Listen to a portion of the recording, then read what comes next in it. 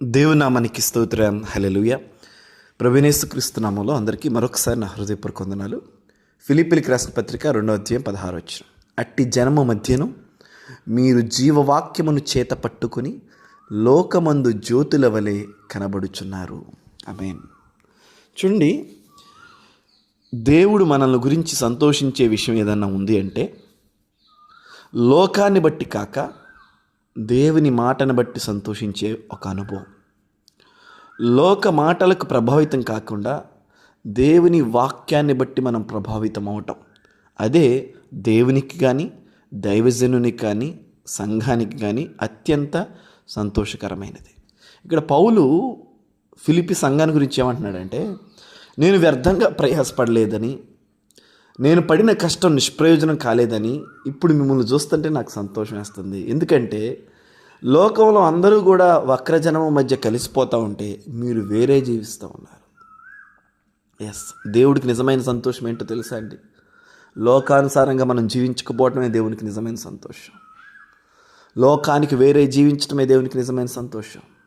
ఈ లోక పోకడల నుంచి మనం బయటికి రావటమే దేవుడికి నిజమైన సంతోషం. వ్యర్థతను అనుసరించి మనం అడుగులు వేయకపోవటమే దేవునికి నిజమైన సంతోషం. ఆలోచించండి ఒకసారి కాలేబు యెహోషువల జీవితాల గురించి. సమాజం అంతా ఒక పక్క, వారిరువురు కుటుంబాలు ఒక పక్క జీవిస్తూ ఉన్నారు. ఎంత అద్భుతం కదా! ఎన్ని నిందలు, ఎన్ని అవమానాలు కదా! ఒకసారి ఆలోచన చేస్తే దేవుడి కొరకు ప్రత్యేకంగా పరిశుద్ధంగా జీవించటం అంటే కొన్ని నిందలు పడటమే.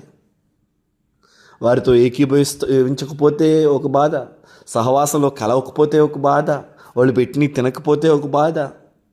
ఇవన్నీ ఓకే, మనుషులు ఫీల్ అవుతారని చెప్పి మనం వాళ్ళతో రాజీ పడిపోతే దేవుడు ఫీల్ అవుతే మనం ఏం చేయాలి? ఆలోచన చేయాలి మనందరం. అందుకని దేవుడు అన్నాడు, అట్టి వక్రజనమ మధ్యను మీరు జీవవాక్యమును చేత పట్టుకొని. జీవవాక్యం, బ్రతికించే వాక్యం. పేతురుని అడుగుతున్నాడు యేసుప్రభు వారు, మీరు కూడా వెళ్ళిపోతారా ఏంటి చెప్పండి, నా మాటలు కట్టినమంటున్నారు, వాక్యం కట్టినమంటున్నారు, అట్లా కుదిరిద్ది అంటున్నారు, మీరు కూడా వెళ్ళిపోతారంటే, అయ్యా నీ మాటలు నిత్య జీవపు మాటలు, మేము ఎక్కడికి వెళ్తాం అంటున్నారు. Praise God, hallelujah.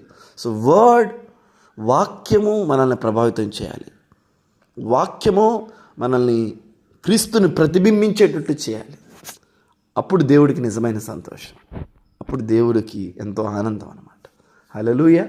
God bless you. దేవుడు మిమ్మల్ని దీవించునుగాక ఈ వాక్యం ద్వారా. Thank you.